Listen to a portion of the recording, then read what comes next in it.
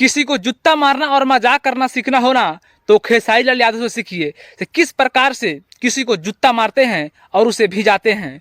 पवन सिंह आसनसोल से चुनाव लड़ने वाले थे, उस समय उनको वहां से टिकट नहीं दिया गया, टिकट वापस कर लिया गया। तो उस पर आते हैं खेसारी लाल यादव एक स्टेज शो के माध्यम से और पवन सिंह को बोलिए तो भाई भाई कहकर उसे जूता भिजा भिजा कर मारते हैं और रेल कर चले जाते हैं। उससे पहले खेसारी लाल यादव किस प्रकार से बोले हैं वो पहले आप लोग क्लिप देखिए और वीडियो में बने रहिए और कुछ दिखाते हैं और समझाते हैं। कहाँ की रहने वाली है? आसनसोल। तू आसनसोल से हो? देखब न तो के भूल से मन करता चुनाव हम ही लड़ी आसनसोल से। आप लोग को मेरे भाई से प्रॉब्लम क्या थी जी?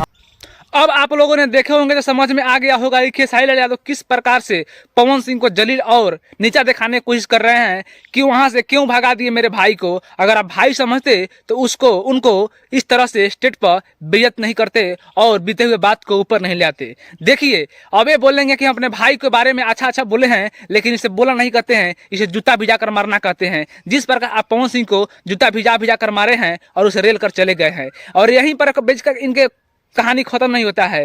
एक कुमार अभिनव भाई हैं जो इनसे सवाल करते हैं कि क्या आप चुनाव में कभी आइए कि नहीं, तो उस पर क्या बोले हैं जरा वो भी सुनिए और देखिए कि क्या क्या बोले हैं। मुझे चुनाव लड़ना होता ना तो मैं इस दुनिया के किसी भी कोने से लड़ सकता हूँ और मैं आज चाहूँ तो आज मुझे कहीं भी किसी पार्टी से टिकट। अब आप लोगों को समझ में आ गया होगा कि कहना क्या चाहते हैं। ये तो वैसे बतिया रहे हैं जिससे जब चाहेंगे जब किसी पार्टी से चुनाव लड़ सकते हैं। खेसारी लाल यादव मैं आपसे कहना चाहता हूं कि आपके घर में कितने अभी तक कोई चुनावी क्षेत्र में उतरे हुए हैं और कई गो आपके जो आदमी हैं, पिता हो या भाई हो, कि नेता बन चुके हैं। इस प्रकार बोल रहे हैं जिस प्रकार से हम जब चाहेंगे जब किसी भी पार्टी से मेरा टिकट मिल सकता है और मैं चुनाव लड़ सकता हूं, जिससे लगता है कि इनके कोई घर में रखा हो। आपको कहां से मिल सकता है? सिर्फ एक आरजेडी छोड़कर आपके पास टिकट मिलेगा।